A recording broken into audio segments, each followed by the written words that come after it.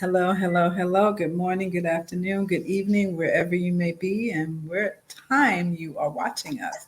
I am JaiDei Jackson from You Are Worthy, and I have my lovely co host and colleague, Dr. Natasha LaMarr of The Wise Inc. And today's topic is about coughing up the truth. And what I mean when I say coughing up the truth is being willing and able to have those difficult conversations. And the reason why it's important to be able to have those difficult conversations is that that's a part of maintaining healthy, loving, supportive relationships. In other words, if we can't address the issues or the problems or the behavior that we need to talk about, then we're not really engaging in healthy relationships. I don't even know what type of relationships those are, but what are your thoughts about what I just said, Dr. LaMarr? I agree. I think the term healthy and healed and love, I think all of those are very relative terms, and I think they mean different things to different people. And when I'm working with couples, oftentimes when I ask about healthy relationships or healthy childhood, the initial thing people say yes. But then once we get to do the work, it's like, ooh, there were some issues that was not so healthy. So I think you got to be clear. We should be clear on when you say healthy, what do you mean when you what qualifies or quantifies a healthy relationship? I think to me, a healthy relationship is one where you feel there's mutual respect, Okay. where you feel affinity with the person, Okay. where you feel supported by the person, and that you really do feel that you can talk to them Okay. even when it comes to those uncomfortable, difficult conversations that causes you to wonder about if I talk to them about this, they might be upset with me, they might not Mm. like me, they may be mad with me, or they they may disagree with the with whatever I say the issue or the problem may be. And however, the ability to have those conversations is a sign of a healthy, from my definition, that's what a Okay. healthy that's the definition that I'm saying, a healthy relationship. And that's across the board, definitely in our romantic relationships, but in our friendships, in our families, and definitely at work. And a lot of us are in other communities like volunteer communities or fraternal communities, but that's a part of our community, that's part of our support system. So to be able to say, hey, can I have a conversation with you? So, Okay. I so like it. I agree. I think it's important to say that so that when people hear this, they can then begin to categorize. Oh my gosh, I can't really talk to you. I don't really have a healthy relationship. And you said something. I just want to clarify that you said a healthy relationship maybe you don't want to make somebody angry or mad. And I want to say this: you can't manage somebody else's behavior. I agree with that. So I'm agreeing. I'm just saying, but don't stop you or an individual from having a conversation if it has something to do with you and your heart. You can't manage other people's emotions. You have to say what you feel, especially if there's no malice behind it. You have to say what you feel, and express how you feel if it bothers you, and you have to allow them to manage it. And guess what? They may be mad, right? That's natural and it's normal, especially if it's something that is impacting them. They may even be hurt. You can't do anything about that. You have to allow them to manage that. And I feel like sometimes people don't have those difficult conversations because it's like, I don't want to hurt their feelings or I don't think they can take it well. But when you do that, it's an indication that the relationship isn't healthy because you don't feel safe enough to express how you feel, especially if it bothers you. So I just wanted to put that out there. mhm. But I think that definition was spot on. So yeah. Yeah. And I like what you said. It's very important for us not to get caught up in managing other people's Hmm. emotions or their response. But that's the thing that keeps people from having those difficult conversations, that keeps them from coughing it up. I know sometimes people go, well, they're just not going to get it. So it's just not worth the effort or the energy. And I say to people, how important is this relationship? how important is it that you have this connection with this individual, because this thing that you're unwilling to talk about is going to get in between Oh, for sure. yeah, which then creates that separation. So if you are right with it being separated, then yeah, don't put forth the effort. But if you're saying this is my best friend, but then you can't have that conversation with them, then I'm like, okay, how are we defining best friend then? Because once again, I'm looking at healthy relationships. So best friend, maybe it's not a healthy relationship. Maybe for you, that's not important to be able to have those conversations. However, when we're looking at our personal satisfaction, our personal happiness in life, I think that's the thing that we have to begin to tune into, what's going on in our relationships, because that's where our support system rests in life. Um, but what do you think for yourself? What have you noticed, especially when you're working with couples? Because the way that we do anything is the way that we do everything. We both say this. So if couples are struggling in their marriage with having, and I like to say coughing up the truth, if they're struggling in their marriage with coughing up the truth, what do you think is contributing to that, them not being able to have those difficult conversations? Ooh, I love it. And I was thinking about that when you were talking a second ago. I think it's a power differential. I Mm. think that it's a lack of trust. I think it may be a lack of respect. And I think it's a problem. Listen, I've been working with couples for over 10 years. I'm going to say this, right?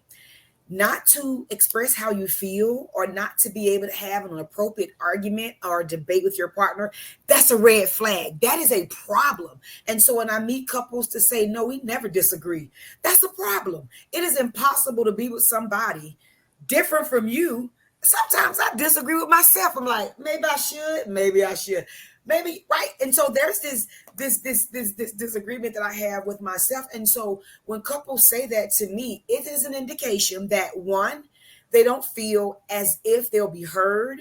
There's this power differential where one person has more power than the other person. And that is a violent relationship, whether it's emotional, whether it's mental, whether it's physical, whether it's financial. That is a problem.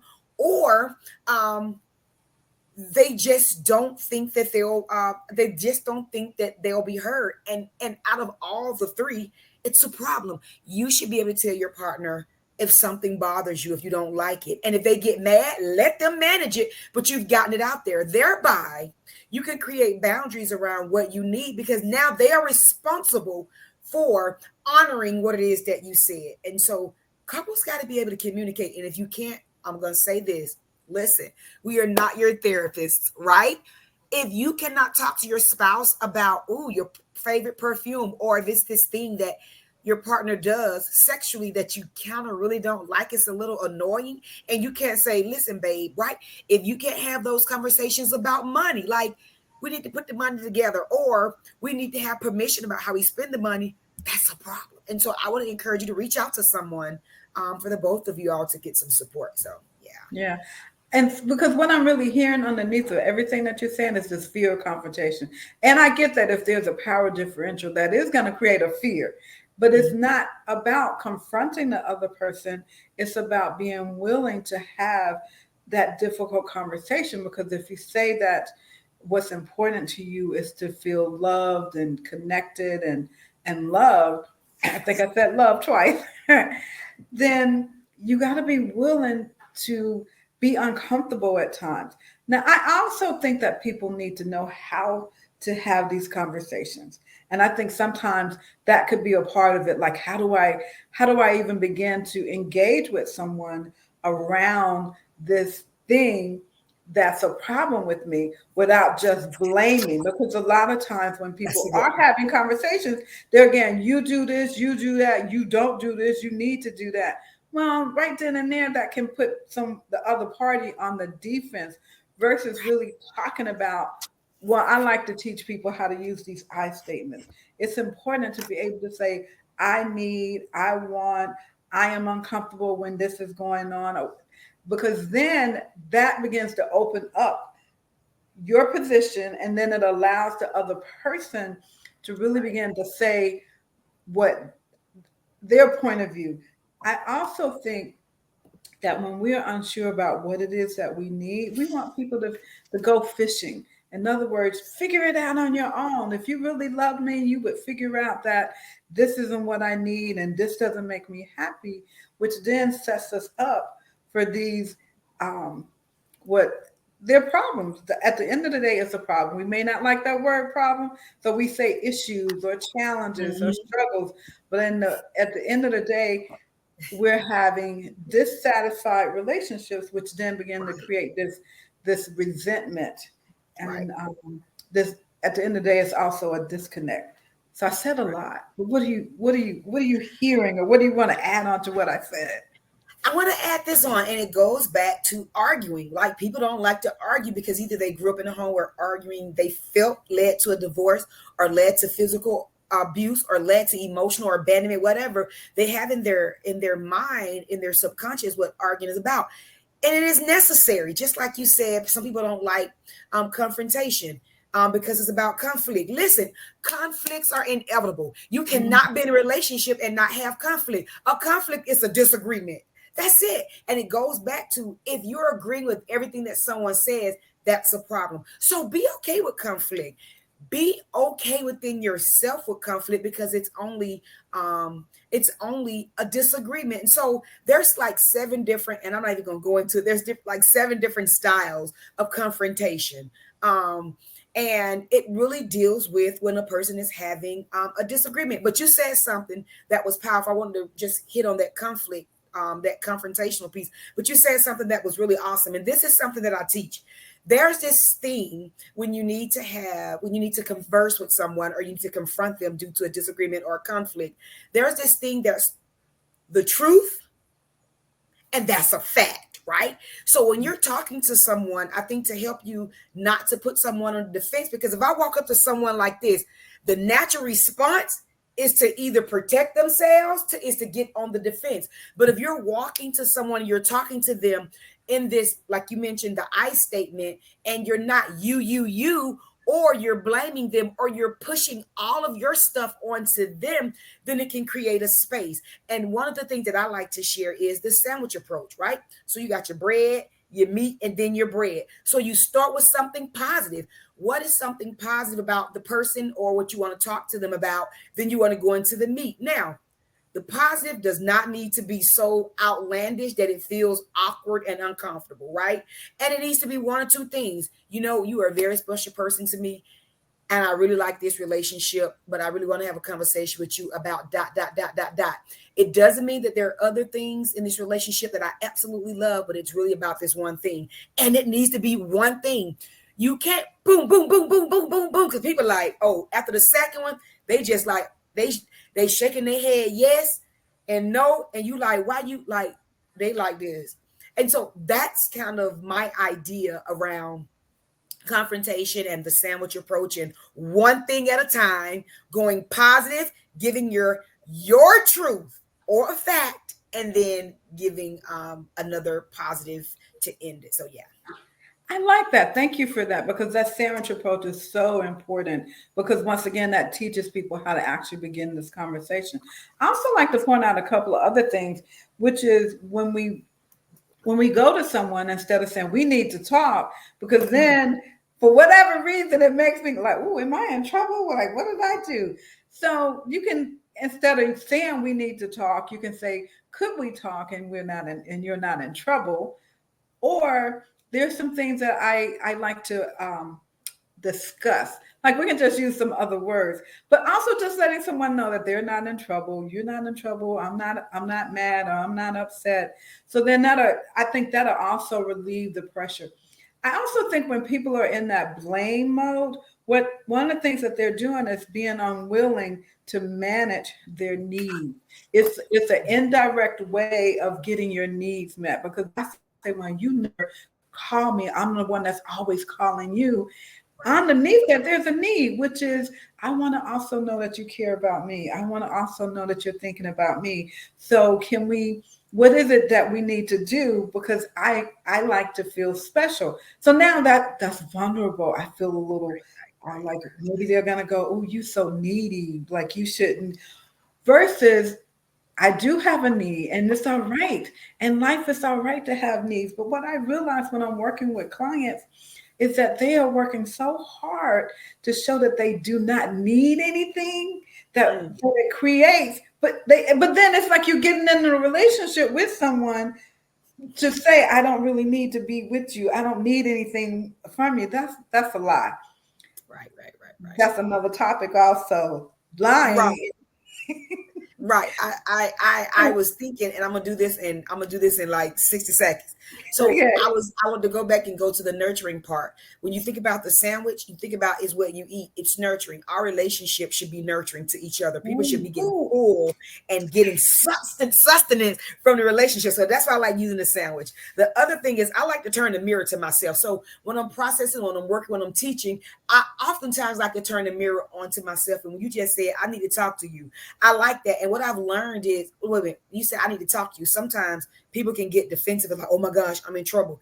And then you say, but you're not in trouble. I like the fact when we say, I need to talk to you, or we need to talk, or let's talk, and then give an agenda. I just would like to talk to you about da da da da da. So the person can Yes. already be like, oh yeah, I already know. So I just want to say, because I was thinking, I have had someone to say, oh, we need to talk, and I'm like, ooh, right?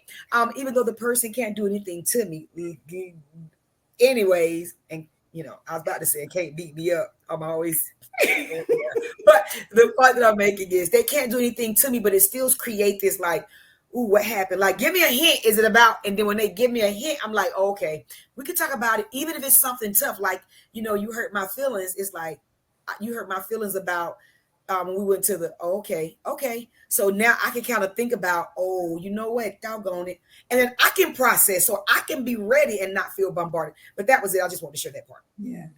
Well, we are definitely at time. This was an awesome conversation, and I hope now that our listeners know how to cough it up, like cough up what it is that's pushing down and giving you indigestion. We are JaiDei Jackson at You Are Worthy, and Natasha LaMarr with the Wives Inc. all right, awesome. And we'll see you on the next one. Bye.